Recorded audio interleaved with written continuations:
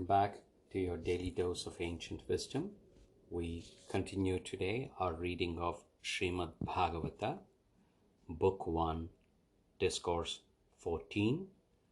King Yudhisthira grows apprehensive at the sight of evil omens, and Arjuna returns from Dwaraka. Sutta continued. Arjuna had left for Dwaraka in order to see his relation, Sri Krishna and others, and to know the doings of Sri Krishna of sacred renown. He, however, did not return from that place, even though many months had elapsed. In the meantime, Yudhisthira, the illustrious scion of Kuru, saw portents of fearful nature. Time had taken a dreadful turn, as was clear from the fact that the characteristics of the season had totally changed.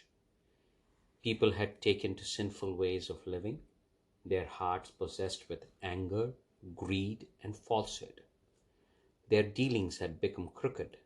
Even friendship was marred by deceitfulness. There were quarrels between parents and sons, relations and relations, brothers and brothers, and even between husbands and wives. At the approach of the Kali age, the nature of individuals was vitiated by evils like greed and so on, while omens, bonding the worst type of calamity, appeared in the cosmic nature. Witnessing all this, King Yudhisthira spoke to his younger brother Bhima as follows. Yudhisthira said, Arjuna was sent to Dwaraka to see our relation, Sri Krishna and others, as well as to find out what Sri Krishna of sacred renown was doing. Although 7 months have since elapsed, O Bhimasena, I do not quite understand why your younger brother has not yet returned. May it not be that the time predicted by the celestial sage has arrived, when the Lord intends to cast off the form assumed by him for the sake of sport? The Lord, to whose grace we owe our fortune, our kingdom, our spouses, our life, the continuance of our race, our pugency, our victory over the enemies, and our title to the higher worlds. Observe the fearful portents, O tiger among men, in the heavens as well as on earth, as also in our own person, boding some calamity near at hand that will distract our mind. My left thigh, left eye, and left arm, dear brother, are throbbing again and again, and my heart quakes every now and then. All these will surely bring some unhappy news. Lo, the she-jackal, vomiting fire, howls at the rising sun, and this dog, dear Bhima, fearlessly bayes at me. Good animals, such as the cow, pass by on to my left, while other inauspicious animals, as donkeys, turn to my right. Nay, I see my horses weeping, O tiger among men. This doe, the harbinger of death, as well as the owl and its enemy the crow, keeping awake all night, make my heart shudder with the horrible cries, and would have the world converted into a desert. The quarters look smoky, the orbs of the sun and the moon appear with a misty halo encircling them. The earth with the mountain quakes now and then are frequent thunderclaps accompanied by violent lightning strokes, dear brother. The wind blows very hard, spreading darkness with dust. The clouds rain blood, thus creating a ghastly scene everywhere. Look at the sun, which has lost its brilliance, and the planets contending against one another in the heavens. The congregating here and there, streams and big rivers, no less than lakes, and minds of the people are all agitated. The fire does not burn even with clarified butter, I wonder what surprise in this fateful time going to spring on us. Calves refuse to suck the udders on their mothers do not allow themselves to be milked. Cows weep, tears trickling down their faces, while bulls too do not rejoice with the herd. The images of the god appear to weep, nay, they perspire and move from their seats. These outlying districts and villages, cities and gardens, mines and hermitage look cheerless and robbed of their splendor. God knows what evil they portend for us. From these grave forebearings, I am led to believe that the earth has undoubtedly lost its charm, having been deprived of the touch of Lord's feet that possesses a grace, graceful marks of the thunderbolt, etc., unknown to the feet of any other person. As the king was thus expressing his concern with a heart full of anxiety at the sight of those portentous phenomena, O Saunaka, Arjuna, whose banner was emblazoned with the figure of a monkey, returned from Dwaraka, the capital of Yadus. Seeing his younger brother fallen at his feet with a strange look about him, lackluster and ill at ease, his face cast down and tears trickling down from his lotus-like eyes, the king felt anxious at heart and questioned him in the midst of his other kinsmen, recalling the words of Narada.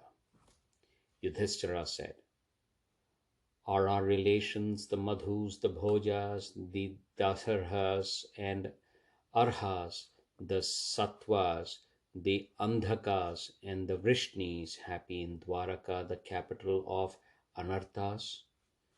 Is my revered maternal grandfather Surasena doing well? And our maternal uncles Anakadundubhi or Vasudeva and his younger brother enjoying good health? Again, are our maternal aunts, the 7 wives of Vasudeva, Devaki, and others, who are related to one another as sisters, quite hale in themselves, as also their sons and daughter-in-laws? Does King Ahuka or Ugrasena, the father of Devaki, whose son Kamsa was notorious for his wickedness, and his younger brother Devaka still alive? And are Hridika, Krishna's brothers, as well as Satrajit and others faring well? And is the divine Sri Rama, Balarama, the lord of Sattvatas or Yadavas happy? Is Pradyumna, Sri Krishna's eldest son, the greatest warrior among all Vrishnis well? And is the divine Aniruddha, Pradyumna's son, of marvelous dash on the field of battle, prospering? Susena and Charudesa, 2 of the 10 sons of Rukmini, of whom Pradyumna was the eldest, and Samba born to Jambavati, and all other great sons of Sri Krishna, including Reshabha, as also their sons, and even so as Srutadeva, Uddhava, and other attendants of Sri Krishna, and other principal Sattavas or Yadavas, Sunanda and Nanda being the chief of them, are all those doing well, protected by the arms of Sri Rama and Sri Krishna?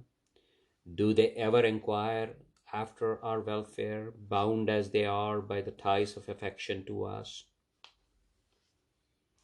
And is Lord Govinda, Sri Krishna, a friend of the Brahmanas and full of affection for his devotees, happy in his famous council chamber, Sudharma, at his own capital, in the midst of his kith and kin?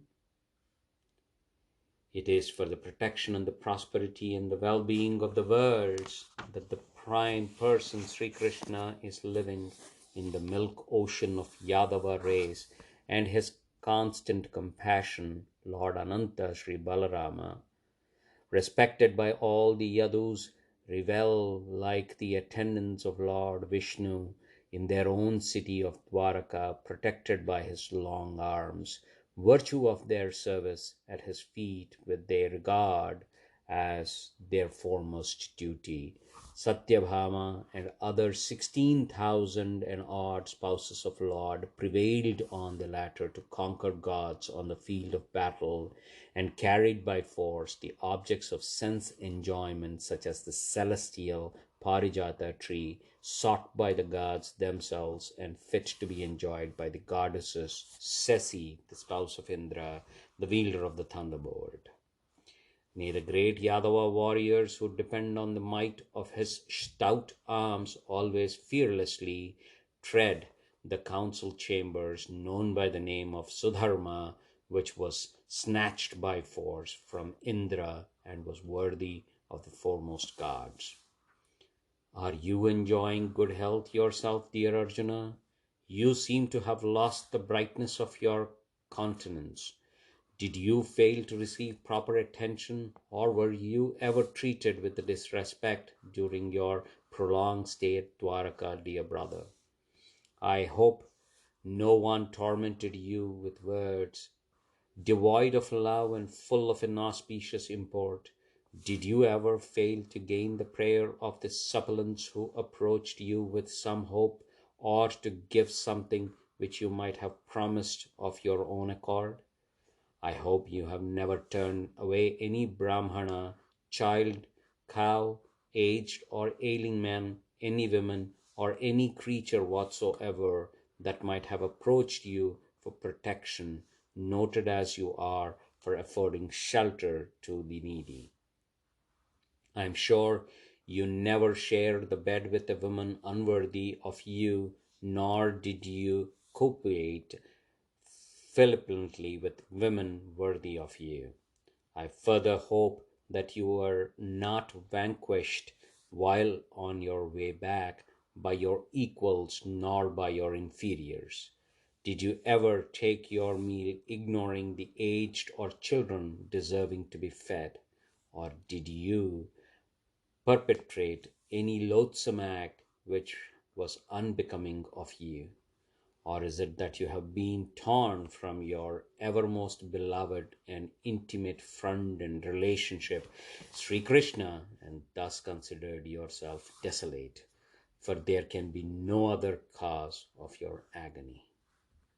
Thus ends the 14th discourse entitled Yudhisthira's Doubt in Book 1 of the great and glorious Bhagavata Purana, otherwise known as Paramahamsa Samhita. Thank you.